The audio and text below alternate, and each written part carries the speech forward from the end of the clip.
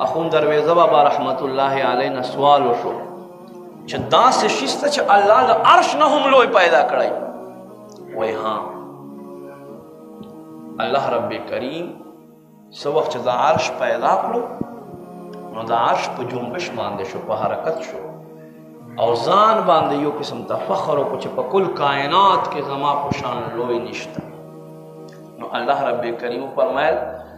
اے عرش سکن ودرېږه پسې ودرېږه نو الله یو مار پیدا کړو او دې کل عرش نه تاو راتاو نو عرش څومره لوی دی د فرشتې دا رفتار دی چې د سترګو بڼو خوځېدلو په فاصله کې له ځمکې نه آسمان ته رسي او ځمکې نه آسمان ته 500 کلونو لار څه وخت چې د عرش الله پیدا کړو په فرشتو کې په دې عرش باندې کومه ډیوټي یو فرشته وایي یا ربه ما ته دومره طاقت راکړې چې زه دا عرش وګورم نو الله دې ته طاقت ورکړو نو دې یوه هفته سفر وکړو خو د عرش یوې پایې نه عرش 8 پایې دي یوې پایې نه بلې پایې ته ونه رسېده یوې خپې نه بلې خپې ته ونه رسېده بیا یې اجازت وغوښتو الله رب کریم دې ته نوراني وزره ورکړو بیا یې واپس سفر وکړو بیا هم ونه رسېده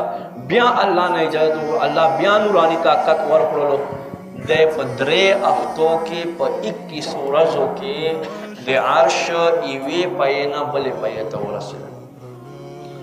نو چې د فرشتې چې په سترګو رب کې اولني آسمان ته رسي هغه په 21 دن کې د عرش یوې پایې نه بلې پایې ته رسي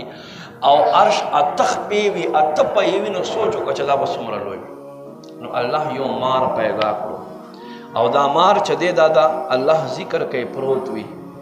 خو یاد وساتئ الله هر ذکر علم اوچت کړی دی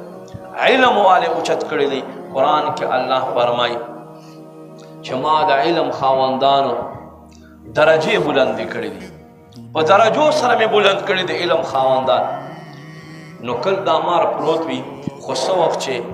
یو د حق عالم دین له دنیا نه پرده وکړي دنیا نه لاړ شي وفات شي نو دا مار سر راپورته کړي وایي افسوس نن بیا په دنیا کې د علم یوه ډیوه مړه شوه یعنی په عرش باندې هم د علم خلقو چرچه ده الله ته هم علم خلق نږدې دي او بیا راشه ورپسې آدم ته الله فضیلت ورکړو په ټولو فرشتو باندې ورته په سجده یې کړې د علم په بنیاد باندې او بیا یې 1,40,000 کم و بیش انبیا راولېږل کل انبیاء کرامو خپل اولاد ته خپل امت ته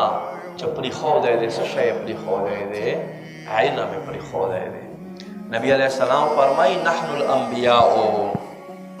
مونږ انبیا چې یو مونږ د دنیا مال او متا نه پرېږدو مونږ علم پرېږدو